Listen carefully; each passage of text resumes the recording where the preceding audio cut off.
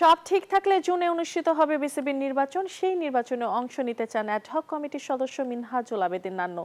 স্বল্প সময়ের জন্য এই কমিটি দায়িত্ব পেলেও ছাপ রেখে যেতে চান বিসিবিতে। কথা বললেন মেহেদী হাসান মিরাজের ক্যাপ্টেন্সি নিয়েও।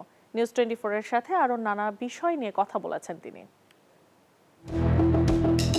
নাজমুল হাসান পাপন জামানার পর বিসিবির সভাপতি হিসেবে কেউই পারেননি পূর্ণ মেয়াদে দায়িত্ব পালন করতে। ফারুক আহমেদ থেকে আমিনুল ইসলাম বুলবুল সবার সাথে ঘটেছে একই ঘটনা।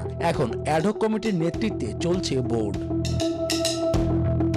বাংলাদেশ ও নিউজিল্যান্ড ম্যাচ চলাকালীন প্রেস বক্সে এসে বিসিবি সভাপতি জানিয়েছিলেন মের শেষে অথবা জুনের শুরুতে নির্বাচন দিতে চান তারা। এবার অ্যাডহক কমিটির দায়িত্বে থাকা নান্নু দিলেন তেমন আভাস। সেই নির্বাচনে অংশ নিতে চান সাবেক এই অধিনায়ক। অবশ্যই এটাই তো চিন্তা মাথায় আছে, পজিটিভ চিন্তাই করছি, তো বাকিটা সামনে বলা যাবে। এদিকে মিরাজের হাত ধরে ওয়ানডে ফরম্যাটে টানা 3 সিরিজ জয় টাইগারদের। এত অল্প সময়ে তার ক্যাপ্টেন্সি নিয়ে এখন মূল্যায়ন করতে চান না নান্নু। আপনি একটা ক্যাপ্টেনকে 3-4টা সিরিজ না গেলে আপনি ওভাবে মূল্যায়ন করা যায় না।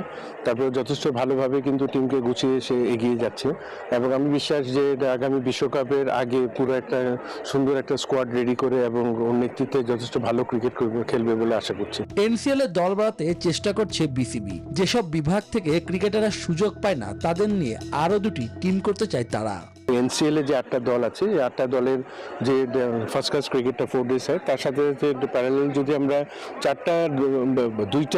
দুইটা টিমের একটা সেকেন্ড 11 করা যায়, যেমন আমাদের বিসিএল যেমন জোনগুলি আছে, সাউথ জোন, সেন্ট্রাল জোন, তো সেকেন্ড 11 থাকলে আরো নাম্বার অফ প্লেয়ারের খেলার আরো সুযোগ হবে লঙ্গার ভার্সন ক্রিকেটে।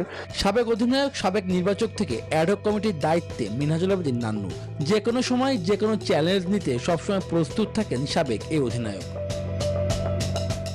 শুভ দেবনাথ, নিউজ 24।